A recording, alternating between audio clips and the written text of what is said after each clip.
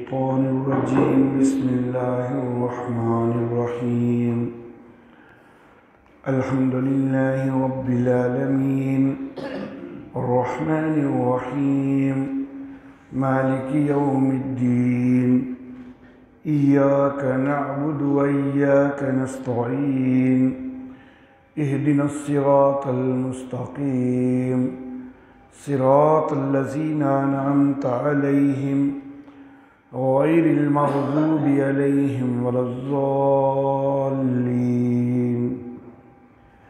सदक़ल्लाहु मौलानल अलियुल अज़ीम व बल्लगना नबियुहु व रसूलुहुल करीम। मोहतरम अहबाब, आमीन बिल जहर के हवाला से हमारी गुफ्तगू जारी थी।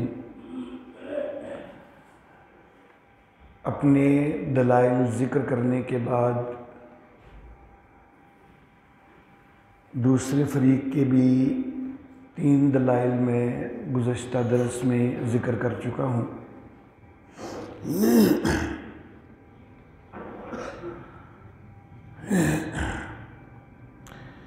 अब उनकी एक चौथी दलील का तज़किरा करना चाहूँगा। सुनन नबी दाऊद के अंदर हज़रत वाइल बिन हुज्र से रवायत है कि जिसमें सुनन नबी दाऊद के अंदर ये लफ्ज़ हैं कि कान रसूलुल्लाह सल्लल्लाहु अलैहि वसल्लम इज़ा करा वलज़्ज़ालीन क़ाल आमीन व रफ़ा बिहा सौतहु। कि नबी अकरम सल्लल्लाहु अलैहि वसल्लम जिस वक़्त गैरिल मग़ज़ूबि अलैहिम वलज़्ज़ालीन कहते थे तो आमीन कहते थे और इसके साथ अपनी आवाज़ बुलंद करते थे। ये रवायत सुनन नबी दाऊद के अंदर है।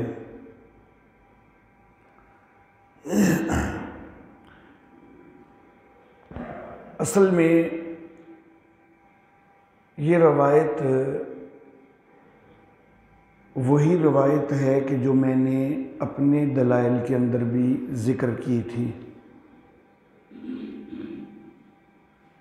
मैंने अपने दलाइल में वाइल बिन हुज्र रज़ी अल्लाह ताला अन्हु की यही रवायत ज़िक्र की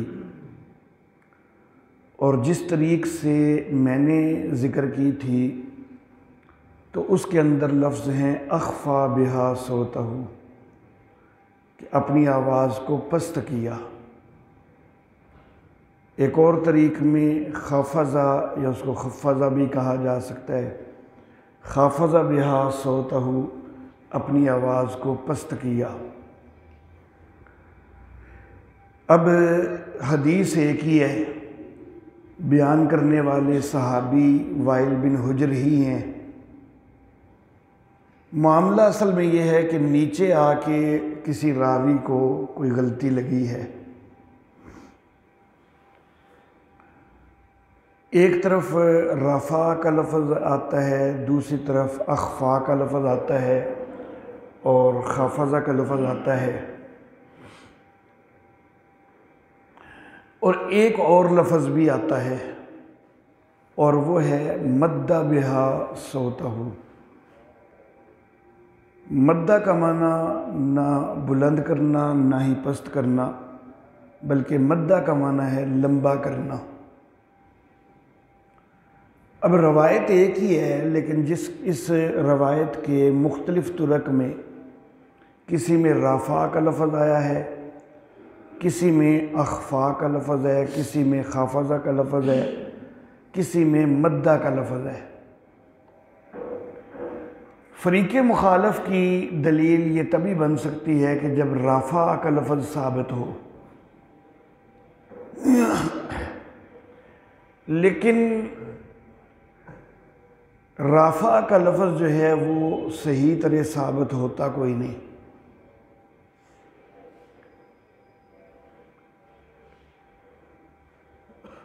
एक हैं इमाम सुफियान सौरी रहमहुल्लाह, और एक हैं शोबा बिन हज्जाज रहमहुल्लाह।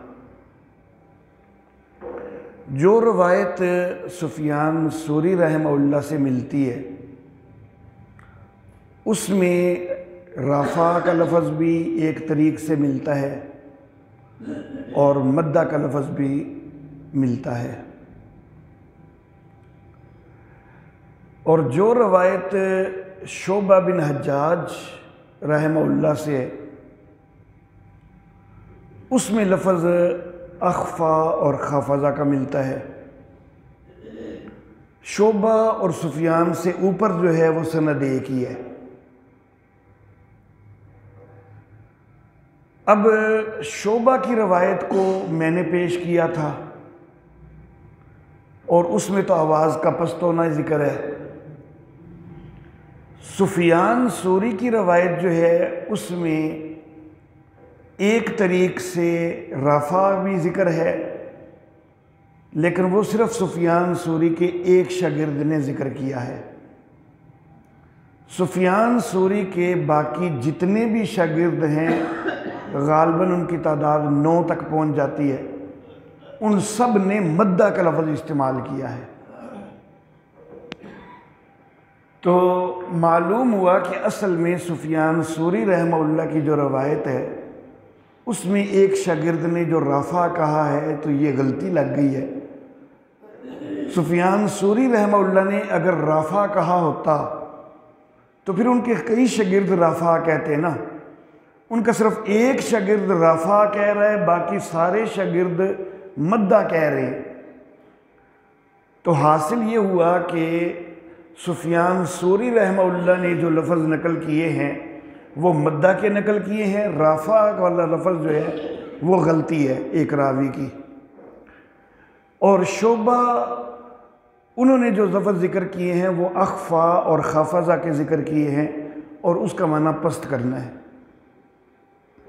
तो आवाज़ पस्त करके लंबी हो जाए तो सुफियान सूरी वाली रवायत वो भी दुरुस्त साबित हो गई, उस पर भी अमल हो गया और शोबा वाली रवायत पर भी अमल हो गया। तो फिर ये दलील जो है ये अल्हम्दुलिल्लाह हमारी बनेगी। ये फ़रीक़ मुखालिफ की दलील बुलंद आवाज़ से कहने के मुतल्लिक़ नहीं बनती, क्योंकि जो एक तरीक़ से रफ़ा का लफ्ज़ है तो वो गलती है और उसका गलती होना इसलिए साबित होता है कि सुफियान सूरी रहमहुल्लाह के बाकी सारे शागिर्द जो हैं वो मद्दा का लफ्ज़ बोल रहे हैं। लेकिन मेरे बाज़ अहबाब को ये इसरार होता है कि नहीं जी, मद्दा का माना जो है वो बुलंद करना है। हालांकि मद्दा का माना बुलंद करना नहीं होता, मद्दा का माना खींचना, लंबा करना है। ये जो मद का लफ्ज़ निकला है ना, ये इसी मद्दा से ही है। और मद भी उसी वक्त कहा जाता है ना कि जब लफ्ज़ को, हरफ को खींच के लंबा करके बोला जाए तो कहते हैं कि इस हरफ के ऊपर मद आई है, तो मद्दा इसी से है। फिर कुछ इबारतें पेश करते हैं कि देखें यहाँ पर मद्दा का लफ्ज़ है लेकिन यहाँ पर मुराद आवाज़ को बुलंद करना है। तो मैं अर्ज़ करना चाहूँगा कि ये दुरुस्त है कि बाज़ औक़ात मद्दा का लफ्ज़ आवाज़ बुलंद करने के माना में बाज़ औक़ात आ जाता है, लेकिन वो वहाँ आता है जहाँ कोई करीना मौजूद हो। लेकिन यहाँ पर आवाज़ को लंबा करना तो वो भी दुरुस्त हो सकता है, या तो वो आवाज़ आमीन में लंबी करनी जायज़ ना हो, तो फिर तो आप कहें कि यहाँ पर करीना है कि आमीन चूँकि लंबी करनी तो जायज़ ही कोई नहीं, तो फिर मद्दा का लफ्ज़ जो है ये रफ़ा के माने में हो जाएगा, तो आवाज़ ऊंची करने के माना में हो जाएगा। लेकिन ऐसा नहीं है, आमीन को लंबा करना तो जायज़ है। तो जब लंबा करना जायज़ है तो फिर ये इसी माने में रहेगा, फिर माना तब्दील करने की ज़रूरत कोई नहीं। फिर यहाँ पर एक मज़ीद बहस शुरू कर दी जाती है कि इमाम शोबा जो हैं इनकी निस्बत सुफियान सूरी जो हैं वो ज़्यादा हाफिज़ हैं, तो इसलिए सुफियान सूरी की बात मानी जाएगी। तो मैं कहता हूँ तो भाई क्या हर्ज है, सुफियान सूरी की मानो, लफ्ज़ उनके मद्दा है तो मान लो, हम भी मान लेते हैं कि लंबी की। लेकिन शोबा जो है वो भी तो सिका रावी हैं, तो साथ उनकी भी मान लो। सिर्फ एक की मानना और दूसरी की छोड़ना ही क्यों ज़रूरी है, जब दोनों की मानी जा सकती है कि पस्त आवाज़ लेकिन लंबी आवाज़, तो बस ये मान लो। ज़रूर सिर्फ एक की मानना, और वो भी माना अपनी मर्ज़ी का लेकर, जो कि करीने का मोहताज है और करीना है कोई नहीं, तो सिर्फ एक की मानना और वो भी अपनी मर्जी के माने से मानना, ये कहाँ का इंसाफ है। तो जब हदीस के सारे तुरक पर अमल करना मुमकिन है, तो फिर सही मानों में अहले हदीस बनो ना, कि हदीस के सारे तुरक पर अमल करो। अल्लाह अल्लाह। कहते इमाम शोबा रहमहुल्लाह ने खुद कहा था कि सुफियान अहफज़ मिन्नी, कि सुफियान मुझसे ज़्यादा हाफिज़ है। तो मैं कहता हूँ कि एक तो कसर नफसी के साथ भी बंदा ये कहता है। मिसाल के तौर पर एक बहुत बड़ा आलिम है, तो वो कसर नफसी के साथ कहता है कि जी मैं तो तालिब इल्म हूँ, फ़लाँ जो है वो बहुत बड़ा आलिम है, मैं तो तालिब इल्म हूँ। और हो सकता है कि वो जिसके मुतल्लिक़ कह रहा है ये खुद उससे बड़ा आलिम हो, तो ये तो कसर नफसी के साथ ये लफ्ज़ इस्तेमाल हो जाते हैं। और अगर हाफिज़ा सुफियान सूरी रहमहुल्लाह का इमाम शोबा रहमहुल्लाह से ज़्यादा मान भी लिया जाए, तो इसमें भी कोई फ़र्क नहीं पड़ता। या तो ये हो ना कि इमाम शोबा जो है उनका हाफिज़ा ख़राब हो, ख़राब वाली बात तो है कोई नहीं। एक का हाफिज़ा भी बड़ा आला है और दूसरे का चलो उससे भी ज़्यादा आला है, सिर्फ इतनी बात है ना। ये तो नहीं है कि शोबा का हाफिज़ा ख़राब है, ऐसा तो मामला नहीं है। अल्लाह अल्लाह। तो जब दोनों जो हैं वो सिका रावी हैं और दोनों ही ऐसे हैं कि दोनों को अमीरुल मोमिनीन फिल हदीस कहा गया है। और मज़े की बात यह है कि शोबा सुफियान सोरी को कहते हैं कि सुफियान सोरी अमीरुल मोमिनीन फिल हदीस हैं, और सुफियान सोरी शोबा को कहते हैं कि शोबा अमीरुल मोमिनीन फिल हदीस है। इनकी तो आपस में इस तरह की मोहब्बतें हैं कि एक दूसरे को वो अपने से ज़्यादा करार दे रहे हैं, वो अमीरुल मोमिनीन करार दे रहे हैं। तो शोबा ने भी इसी मोहब्बत में अपनी कसर नफसी के साथ कह दिया कि सुफियान अहफज़ मिन्नी। अल्लाह अल्लाह। अली बिन अल मदीनी ने यहया अल कत्तान से सवाल किया कि लंबी लंबी हदीसें याद रखने में शोबा का दर्जा ज़्यादा था या सुफियान सोरी का दर्जा ज़्यादा था। तब यहया अल कत्तान कहते हैं कि शोबा इस मामला में बहुत आगे हैं। अब यहाँ पर यह भी तो शहादत मिल रही है कि जिसमें शोबा को तरजीह मिल रही है। मैं मानता हूँ कि कई मुहद्दिसीन ने सुफियान को तरजीह दी है, लेकिन दूसरी तरफ कई मुहद्दिसीन शोबा को भी तो तरजीह देने वाले हैं। और मामला तो तरजीह का उस वक़्त पेश आता है ना कि जब दोनों की रवायतों में तज़ाद हो, और तज़ाद ऐसा हो कि दोनों में तत्बीक नहीं हो सकती, एक को लेना पड़ रहा हो दूसरी को छोड़ना पड़ रहा हो, फिर तो ये बहस की जाए। लेकिन जब हम दोनों को ले रहे हैं तो फिर तो बहस की ज़रूरत ही नहीं है। लेकिन जानबूझ के इस बहस को छेड़ा जाता है कि जी सुफियान सूरी जो हैं वो ज़्यादा सिका हैं, वो ज़्यादा सिका सिर्फ हाफिज़े के लिहाज से ही, क्योंकि शोबा ने कहा था कि वो मुझसे ज़्यादा हाफिज़ हैं, सिर्फ इस लिहाज से कहा जाता है, इसके अलावा नहीं। अल्लाह अल्लाह। तो ये अदल के खिलाफ बात की जाती है। दूसरी तरफ खुद मेरे हनफी अहबाब भी एक बात थोड़ी अदल से हटके करते हैं।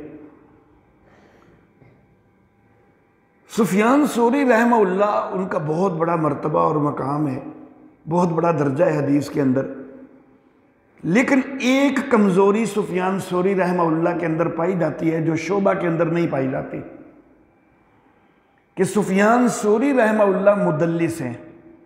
तदलीस करते हैं। तदलीस का मतलब होता है कि अपने उस्ताद का नाम छुपा के उस्ताद के उस्ताद से बराह रास्त रवायत कर देना।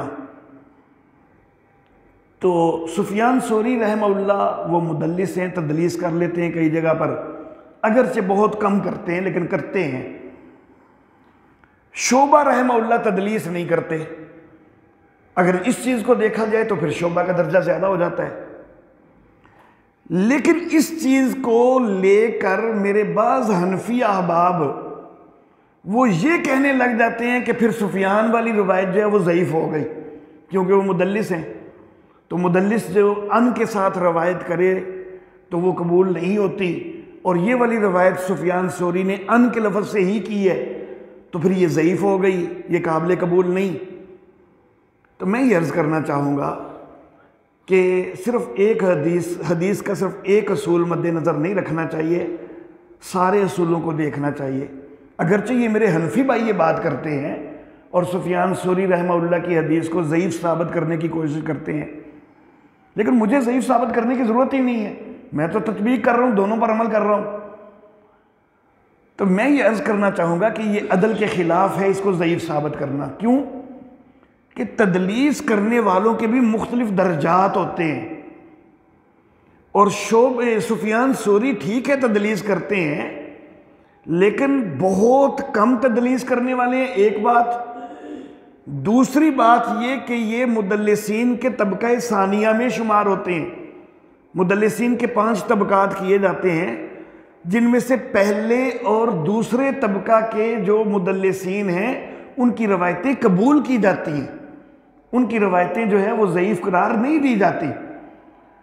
अब जानबूझ के कुछ लोग फिर ये साबित करने की कोशिश करते हैं कि नहीं जी ये तबका सानिया में नहीं है, तबका सालिसा में नहीं, लेकिन ये दुरुस्त बात नहीं है। तबका सानिया में बहरहाल शुमार हो जाता है इमाम सुफियान सोरी का। और जब तबका सानिया में है और तबका सानिया के मुदल्लिसीन जो हैं वो अन से भी रवायत करें तो वो रवायत काबिल कबूल होती है, वो ज़ईफ़ उसको कह देना तो ये अदल के ख़िलाफ़ है। अल्लाह अल्लाह। फिर सुफियान सोरी रहमहुल्लाह जिन रावियों से तदलीस करते हैं, तो सुफियान सोरी उन रावियों की हदीस की अच्छी तरह परख भी रखते हैं। अल्लाह अल्लाह। तो बहरहाल दूसरी तरफ शोबा जो है उनके अंदर ये एक बहुत बड़ी खूबी पाई जाती है कि सिर्फ ये नहीं कि तदलीस करते नहीं है, बल्कि अगर मुहद्दिसीन में से देखा जाए ना कि तदलीस के सबसे ज़्यादा खिलाफ कौन नज़र आता है तो वो इमाम शोबा ही नज़र आएंगे। तदलीस के ख़िलाफ़ जो सबसे ज़्यादा आवाज़ उठाने वाले हैं वो इमाम शोबा हैं रहमहुल्लाह ताला।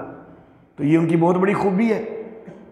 एक और बहुत बड़ी खूबी इमाम शोबा रहमहुल्लाह की वो ये है कि ये जो अस्माउर रिजाल का फ़न है कि जिसमें रावियों के ऊपर बहस की जाती है, इसका आगाज़ करने वाले इमाम शोबा रहमहुल्लाह है। सबसे पहले रावियों के ऊपर, उनके हालात के ऊपर बहस करके तो जो है वो सही और ज़ईफ़ को जो है वो परख करने वाले ये इमाम शोबा रहमहुल्लाह है। तो ये बहुत बड़ा मकाम है उनका, बहुत बड़ा दर्जा है। अल्लाह अल्लाह। और इमाम शोबा रहमहुल्लाह हदीस के मामला में इतने मोहतात हैं, मोहतात होने की वजह से ही तो मुदल्लिसीन के ख़िलाफ़ सबसे ज़्यादा बोलते हैं। और मज़े की बात, लतीफ़े की बात यह है कि कुछ लोग जिस वक्त हम कहते हैं ना कि सुफियान सोरी मुदल्लिस हैं, तो कुछ लोग जवाब में कहते हैं जी शोबा भी मुदल्लिस हैं। हालांकि शोबा जो है वो तदलीस के सबसे ज़्यादा खिलाफ है। मुहद्दिसीन में जितना खिलाफ शोबा है तदलीस के, इतना शायद इमाम बुखारी रहमहुल्लाह भी नहीं। सबसे ज़्यादा खिलाफ शोबा है, और उन्हीं के मतलब कह देना जी शोबा भी मुदल्लिस है। इन्ना लिल्लाहि व इन्ना इलैहि राजिऊन। तो हदीस के मामले में इतनी एहतियात करने वाले हैं कि अबू कतन कहते हैं कि मैंने शोबा बिन हज्जाज से ये कहते हुए सुना कि मा शैउन अखवफु इंदी मिन अन यदखुलनि नारा मिनल हदीसे, मुझे किसी चीज़ के मुतल्लक इतना ज़्यादा डर नहीं कि वो चीज़ मुझे कहीं आग में ना डाल दे। हदीस की निस्बत और किसी चीज़ के मुतल्लक मुझे इतना डर नहीं, यानी हदीस के मुतल्लक मुझे खौफ आता है कि कहीं मैं कोई लफ्ज़ इधर उधर कर दूं और इसकी वजह से मैं जहन्नम का बायस बन जाऊं, आग का बायस बन जाऊं। सबसे ज़्यादा मुझे इस मामले में डर लगता है। तो फिर जाहिर बात है कि जो बंदा खुद कह रहा है कि मुझे जहन्नम में जाने के हवाला से सबसे ज़्यादा डर ही इस मामले में लगता है कि हदीस में मुझसे कहीं कोई गलती ना हो जाए और मैं आग का मुस्तहिक ना हो जाए, तो कितनी एहतियात करता होगा। तो फिर उसकी रवायत को जो है वो सिर्फ ये कह के ठुकरा देना कि जी सुफियान सोरी के मुकाबल आ रही है, हालांकि वो मुकाबल आ ही कोई नहीं रही। सुफियान सोरी की रवायत भी वो सिर्फ आवाज़ को लंबा करने में है और लंबा करके पस्त करने में शोबा की रवायत है, तो मुकाबल तो है ही कोई नहीं। अल्लाह अल्लाह। खुद सुफियान सोरी रहमहुल्लाह इमाम शोबा रहमहुल्लाह के हवाला से कहते हैं कि मा रअयतु अहदन, मैंने किसी बंदे को नहीं देखा और फिल हदीस मिन शोबा था, कि हदीस के मामले में जितनी एहतियात शोबा करता है ना, इतना मैंने किसी बंदे को नहीं देखा। तो ये खुद सुफियान सोरी रहमहुल्लाह जो है वो तारीफ कर रहे हैं। और फिर वो साथ कहते हैं कि यशुक्कु फिल हदीसिल जय्यद फयतरुकुहु, शोबा को सही जय्यद हदीस के अंदर भी अगर कुछ शक हो जाता था ना तो वो उसको भी छोड़ देते थे, उसको भी आगे रवायत नहीं करते थे वो। तो शोबा बड़ी एहतियात करने वाले हैं। तो इतनी एहतियात करने वाला बंदा बिला वजह जो है वो हदीस के लफ्ज़ जो है उनको बदल देगा, ऐसा नहीं है।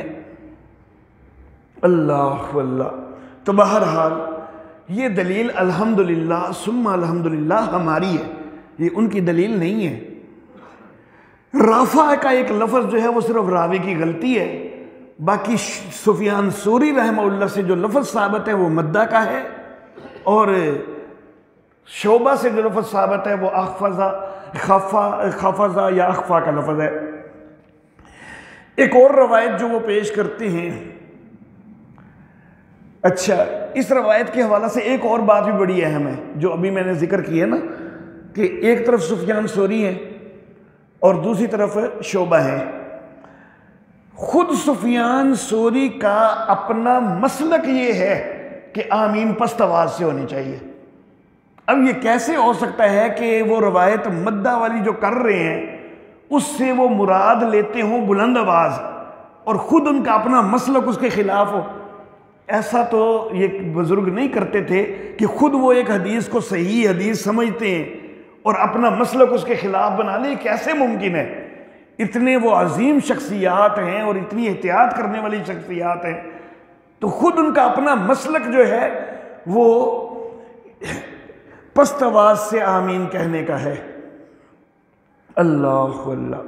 बहरहाल अगली रवायत जो जिक्र की जाती है वो अन-नुऐम अल-मुजमिर काल सल्लैतु वरा अबी हुरैरा था। नुऐम अल-मुजमिर कहते हैं कि मैंने हज़रत अबू हुरैरा रज़ी अल्लाह तआला अन्हु के पीछे नमाज पढ़ी।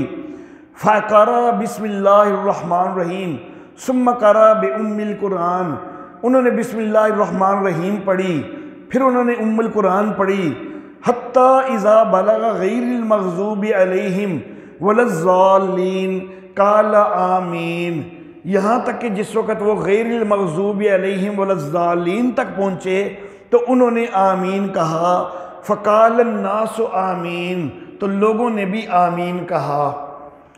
मैं ये अर्ज़ करना चाहूँगा कि पहली बात तो ये कि इस रवायत की सनद के अंदर मोहम्मद बिन अब्दुल्ला, इसको इमाम रिबी बिन सुलेमान ने कज़्ज़ाब करार दिया है।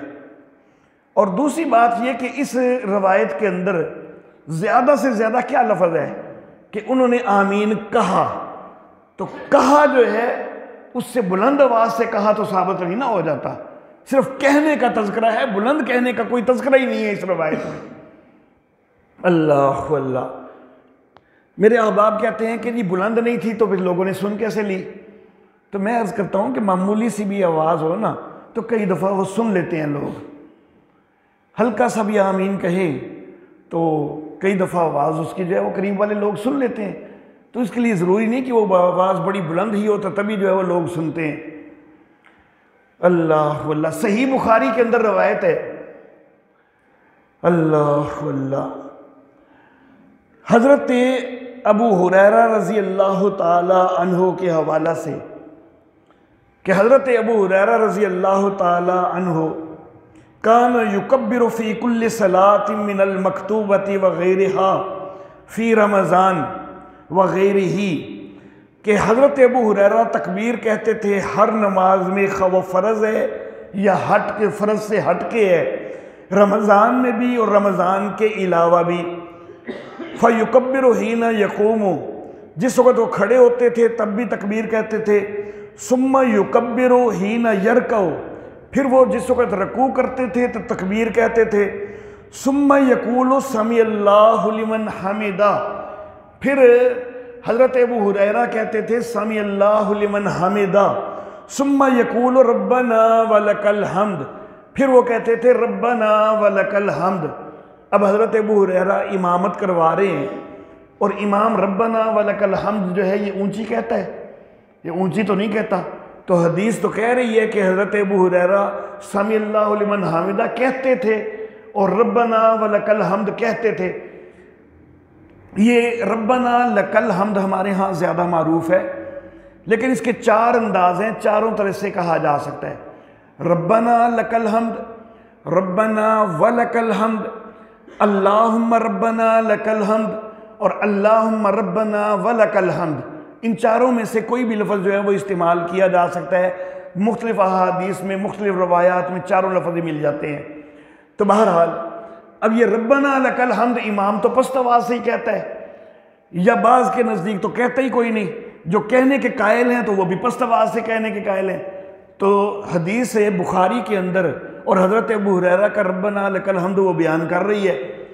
रब्बना लकल हम्द सिर्फ जो मुकब्बिर बनता है वो ऊंची आवाज़ से कहता है, ना इमाम ऊंची आवाज़ से कहता है, ना ही मुक्तदी ऊंची आवाज़ से कहते हैं और ना ही मुनफरद जो है वो ऊंची आवाज़ से कहता है। सिर्फ जो मुकब्बिर बना हो तो वो रब्बना लकल हम्द ऊंची आवाज़ से कहता है। तो बहरहाल जिस रवायत के अंदर सिर्फ काला आमीन आ गया कि आमीन कहा, तो इससे बुलंद आवाज़ का होना साबित कोई नहीं होता। अगली रवायत जो पेश करते हैं, अच्छा जी,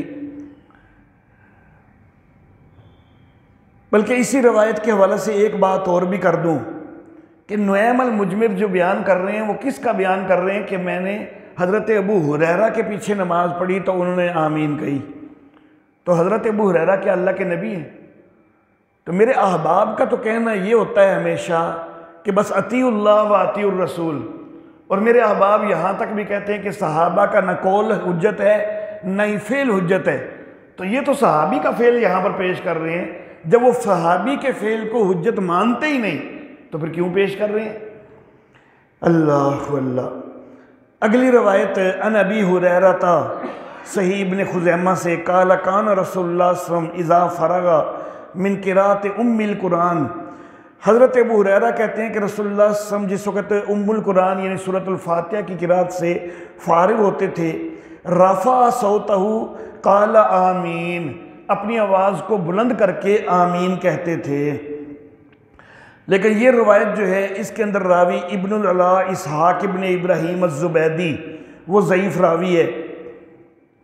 मज़ीद इसके अंदर ये है कि सही इब्न खुज़ैमा जिसके अंदर ये हदीस आई है, उसी सही इब्न खुज़ैमा के हाशिया में एक बहुत बड़े जो है वो मुहद्दिस हैं, हमारे अहले हदीस अहबाब के वो मुक्तदा समझे जाते हैं, अल्लामा नासिरुद्दीन अलबानी रहमहुल्लाह ताला। बड़ी खिदमात है उनकी हदीस में, और ठीक है उनकी चंद बातों से हमें इख्तिलाफ है, लेकिन बहरहाल उनकी हदीस के अंदर बड़ी खिदमात हैं। अल्लाह उनकी खिदमात को कबूल फरमाए। तो मुहद्दिस अलबानी रहमहुल्लाह ने इस हदीस के मुतल्लिक़ लिखा है कि अस्नादुहु ज़ईफ़ुन, इसकी सनद ज़ईफ़ है। और मैंने रावी भी बता दिया कि रावी जो है इब्नुल अला वो इसके अंदर ज़ईफ़ रावी मौजूद है। एक और रवायत पेश की जाती है, वो भी सही इब्ने खुज़ैमा से, अन नाफ़े अन इब्ने उमर, नाफ़े इब्ने उमर से रवायत करते हैं, काना इज़ा काना माल इमाम यक़रउ बि उम्मिल कुरान, कि जिस वक़्त आप इमाम के साथ होते उम्मुल कुरान पढ़ते, फ़अम्मन अन्नास अम्मना इब्न उमर, तो लोग भी आमीन कहते, इब्ने उमर भी आमीन कहते, वरा, और वो ये ख्याल करते तिल का सुन्नत के यही सुन्नत है। इसके अंदर रावी अबू सईद यहया बिन सुलेमान अल जोफ़ी, तो उसके ऊपर जरा मौजूद है। दूसरा एक और रावी उसामा बिन ज़ैद अल लैसी, उसके ऊपर भी जरा मौजूद है। और इसकी सनद के मुतल्लिक़ भी अल्लामा नासरुद्दीन अलबानी रहमहुल्लाह ने लिखा है कि अस्नादुहु ज़ईफ़ुन, और इसके अंदर भी ये सहाबी का फ़ेल पेश किया जा रहा है, हालांकि सहाबी के फ़ेल को आप हुज्जत नहीं मानते हो। अगली रिवायत पेश की जाती है सुनन इब्ने माजा से कि अन इब्ने अब्बास काला काला रसूलुल्लाह सल्लल्लाहु अलैहि वसल्लम, अच्छा जी,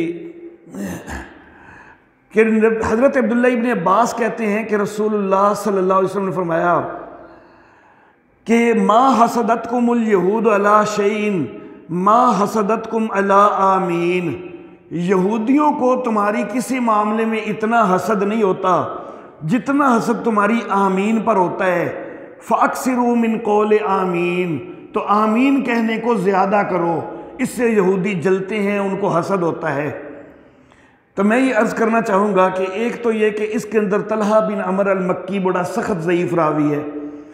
दूसरी बात यह है कि यहूदियों का ये जो जलना है आमीन से, तो क्या ये ऊंची आवाज़ से आमीन कहें तो तभी यहूदियों का जलना है, या पस्त आवाज़ से आमीन कही जाए तो तब भी यहूदियों का जलना हो सकता है? यहूदियों के जलने के लिए लाजम है कि वो आवाज़ बुलंदी हो तो तभी वो जलेंगे। देखें, आमीन जो है नबी अकरम सल्लल्लाहु अलैहि वसल्लम ने फरमाया कि मुझे दी गई, मुझसे पहले नबियों को नहीं दी गई। तो यहूदियों को इस वजह से भी तो जलन हो सकती है ना, कि ये हमारी शरीयत में ये आमीन कोई नहीं, मुसलमानों को ये एक अच्छी चीज़ मिली हुई है, तो यहूदियों की जलन तो इस वजह से भी हो सकती है। मज़ीद ये कि यहूदियों की जलन के हवाला से फिर कुछ और रवायात भी मौजूद हैं। सही इब्ने खुज़ैमा के अंदर है कि इन्नल यहूदा कौमुन हसदुन, कि यहूदी जो हैं ये हासिद लोग हैं। वहुम ला यसदून अला शैइन कमा यसदून अलस्सलाम व अला आमीन, ये नहीं हसद करते इससे बढ़कर कि जितना ये सलाम पर और आमीन पर जो है वो हसद करते हैं। सलाम जिस वक़्त तुम कहते हो तो उस वक़्त ये हसद करते हैं और आमीन पर हसद करते हैं। अब नमाज के अंदर फिर मुक्तदी जो है वो भी ऊंची आवाज़ से सलाम कहें। अगर यहूदियों को जलाने के लिए आमीन इस हदीस की वजह से ऊंची कहनी है, तो फिर यहूदियों को जलाने की वजह से मुक्तदियों को सलाम भी फिर ऊंची आवाज़ से करना चाहिए। सुनन कुबरा बहकी के अंदर है, सईदा आयशा रज़ी अल्लाह ताला अन्हा कहती हैं, काल रसूलुल्लाह सल्लल्लाहु अलैहि वसल्लम लम यहसिदून अल यहूद बिशैइन मा हसदूना बिसलासिन, यहूदियों को हमसे 3 चीज़ों से बढ़कर किसी और चीज़ में हसद नहीं होता। यहाँ पर अब 3 चीज़ें नबी सल्लल्लाहु अलैहि वसल्लम ने जिक्र की, अत्तस्लीमो वत्तामीनो व अल्लाहुम्मा रब्बना लकल हम्द, एक सलाम, दूसरा आमीन और तीसरा अल्लाहुम्मा रब्बना लकल हम्द। इन 3 चीज़ों पर यहूदी बहुत जलते हैं। अब ये अल्लाहुम्मा रब्बना लकल हम्द जो है, ये भी क्या मुक्तदी ऊंचा कहना शुरू कर दें क्योंकि यहूदियों को जलाना है?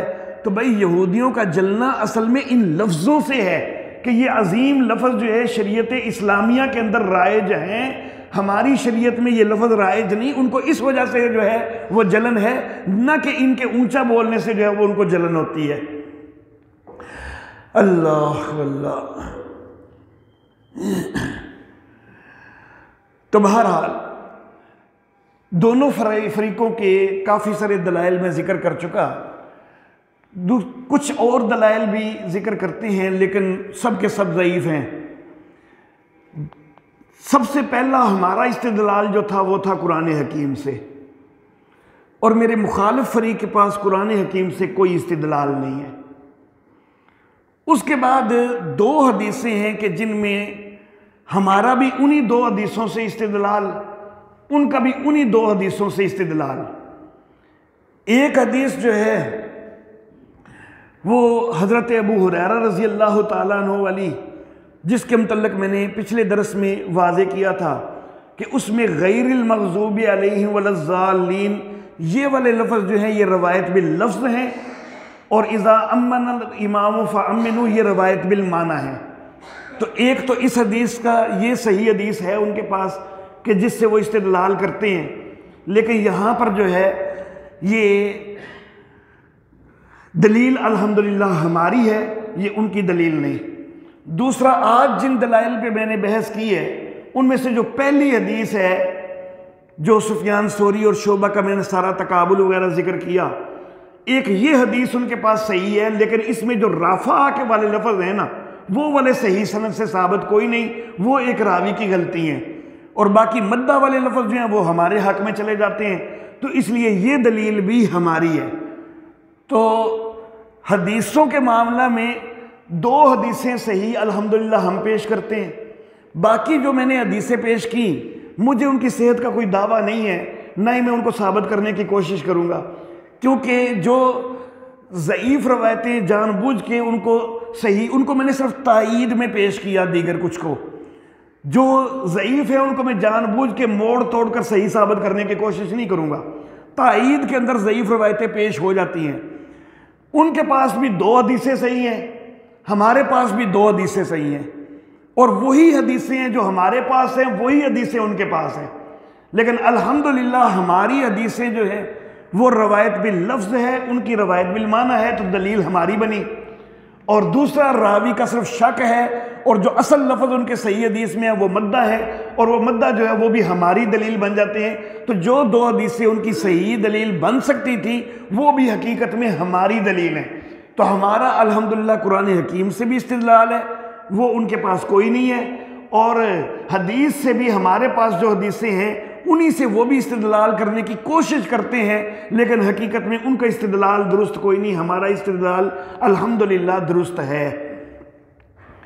अब आखिर पे एक बात कहना चाहूँगा, ये बात मैं पहले भी कह चुका कि ये मामला जो है ना ये कोई शिद्दत वाला मामला नहीं है कि जी नमाज ही नहीं होती फलां की, ऐसा नहीं, सिर्फ ओला और खिलाफ ओला का मामला है। हम कहते हैं कि ओला ये है कि पस्त आवाज़ से आमीन होनी चाहिए, और फरीक मुखालिफ को भी यहीं पे रहना चाहिए कि भाई ओला ये है कि बुलंद आवाज़ से। फतवाबाजी ना हमारे तरफ से होनी चाहिए इस मामले में कि जी जो ऊंची आवाज़ से आमीन कहे उसकी नमाज ही नहीं होती या नमाज मकरू होती है। नहीं, कोई नहीं, ना मकरू होती है और ना ही नमाज ख़राब होती है, ना ही पस्त आवाज़ से उनको ये कहना चाहिए। हम फतवा नहीं लगाते तो मेरे अहबाब को भी चाहिए कि वो भी फतवा ना लगाएं। सिर्फ ओला और खिलाफ ओला का मसला है, और कुछ चीज़ें जो मुतफ़िका हैं ना कम से कम उनका तो ख्याल कर लिया करें। ऊंची आवाज़ से कहें, उनका मसलक है, ज़रूर कहें, लेकिन जो चीज़ें मुतफ़िका हैं ना उनका ख्याल करके ऊंची आवाज़ से कहें। पहली चीज़ ये कि कुरान और गैर कुरान, जबकि गैर कुरान भी अरबी ही के अल्फाज हों, उनको एक सांस में मिलाना वो दुरुस्त नहीं है, वो जायज़ नहीं है। क्यों? जब कुरान वो भी अरबी है, गैर कुरान के भी अरबी के लफ्ज़ ही एक ही सांस में इकट्ठे बोले जाएंगे ना, तो ये कुरान के अंदर तहरीफ का शाइबा बनेगा। इसलिए एक लफ्ज़ हों कुरान के, दूसरे हों कुरान से हटकर हों अरबी में ही। अगर तो ज़ुबान बदल जाए ना तो फिर तो तारीफ़ का शाइबा नहीं बनता, लेकिन अरबी में ही एक लफ्ज़ कुरान के हैं, आगे वो लफ्ज़ बोलने जो कुरान के नहीं, तो फिर दरमियान में सांस लेना लाजम होता है। एक बात ये मुतफ़िका है। दूसरी बात ये, इमाम के किसी मामले से पहले मुक्तदी का मामला नहीं होना चाहिए। कोई भी चीज़ जो इमाम कर रहा है तो मुक्तदी का इमाम के बाद होना चाहिए, पहले नहीं होना चाहिए। ये चीज़ भी मुतफ़िका है। तीसरी बात ये कि इमाम ने आमीन कहने के बाद अगली किरात भी जब करनी है ना, तो अगली किरात में तो मुक्तदियों का खामोश रहना, पहली जो किरात है ना फातिहा की, उसमें चलो उनका मसलक है कि वो ऊंची आवाज़ से वो मुक्तदी के लिए भी फातिहा पढ़ने के कायल हैं, लेकिन अगली किरात जिस वक्त है उस वक्त तो चुप करने के कायल है ना सारे। तो जब इमाम अगली किरात कर चुका है उससे पहले पहले आपकी आमीन ख़त्म हो जानी चाहिए। तो एक तो ये कि इमाम की आमीन के बाद शुरू हो, दूसरा ये कि अगली किरात से पहले पहले ख़त्म हो जाए। और ये भी मैंने बतला दिया कि सांस लेना भी ज़रूरी है। तो मामला ये होता है कि अभी इमाम का वलज़ालीन भी पूरा नहीं हुआ होता, इमाम ने उसके बाद सांस ले के फिर आमीन कहना होता है, तो मेरे अहबाब पहले शुरू हो जाते हैं। ऐसा ना करें, ये ज़्यादती है। अपने मसलक पर रहें, ज़रूर ऊंची आवाज़ से आमीन कहें, लेकिन इतना इंतज़ार ज़रूर करें कि इमाम वलज़ालीन कह के सुकून से सांस ले ले और फिर आमीन जब वो कहने लगे तो उसके बाद इनकी आमीन हो और अगली किरात से पहले पहले आमीन ख़त्म भी हो जाए। अल्लाह अल्लाह। और एक और चीज़, जितनी उन्होंने अहादीस पेश की उनमें जो नबी अकरम सल्लल्लाहु अलैहि वसल्लम से बुलंद आवाज़ की एक मिकदार नज़र आती है ना, अगरचे रवायत वो ज़ईफ़ है लेकिन वो पेश करते हैं ना, तो जो मिकदार उसके अलावा तो किसी और में बुलंद की मिकदार आई नहीं ना। सिर्फ एक ही रवायत है, ज़ईफ़ रवायत है कि जिसमें एक मिकदार आई है कि इतनी मिकदार जो है वो बुलंद की। तो वो कितनी मिकदार आई थी कि नबी अकरम सल्लल्लाहु अलैहि वसल्लम की आवाज़ पहली सफ़ तक पहुंची थी, दूसरी सफ़ तक नहीं पहुंची थी। तो फिर इसका भी ख्याल करना चाहिए जब दलील वो पेश करते हैं। हम तो इसको मानते ही नहीं है ना, लेकिन जब दलील वो खुद पेश करते हैं तो फिर उसके ऊपर तो अपना अमल पूरा करें ना। तो जब उसके ऊपर अपना अमल पूरा करें तो इतनी बस ऊंची आवाज़ होनी चाहिए कि नबी अकरम सल्लल्लाहु अलैहि वसल्लम की आवाज़ से भी बढ़ ना जाए। नबी अकरम सल्लल्लाहु अलैहि वसल्लम की आवाज़ सिर्फ पहली सफ़ तक गई थी, दूसरी सफ़ तक नहीं पहुंची थी। तो फिर आपकी भी आवाज़ इतनी ऊंची नहीं होनी चाहिए कि जो दूसरी सफ़ तक पहुंचे। अल्लाह अल्लाह। जुमेरात के रोज़ मेरा रसूलपुर तारल में दरस था, तो इत्तेफाकन मैं और कारी हमज़ा नफीसी साहब हम बैठे हुए थे और इत्तेफाक ऐसा था कि मेरे और इनके दरमियान फासला एक सफ़ जितना था और फिर इनसे मज़ीद आगे शेख ज़ियाउल्लाह साहब बैठे हुए थे, उनका और इनका फासला भी एक सफ़ का था। इत्तेफाकन 2 सफ़ों का फासला शेख ज़ियाउल्लाह साहब तक मेरा बन गया, इत्तेफाकन ये दरमियान में थे। तो मैंने इन दोनों को मुखातब करके कहा कि भाई मैं एक लफ्ज़ बोलता हूँ पस्त आवाज़ में, कारी साहब पहले ना बोलें, पहले शेख साहब बोलें कि मैंने क्या कहा है।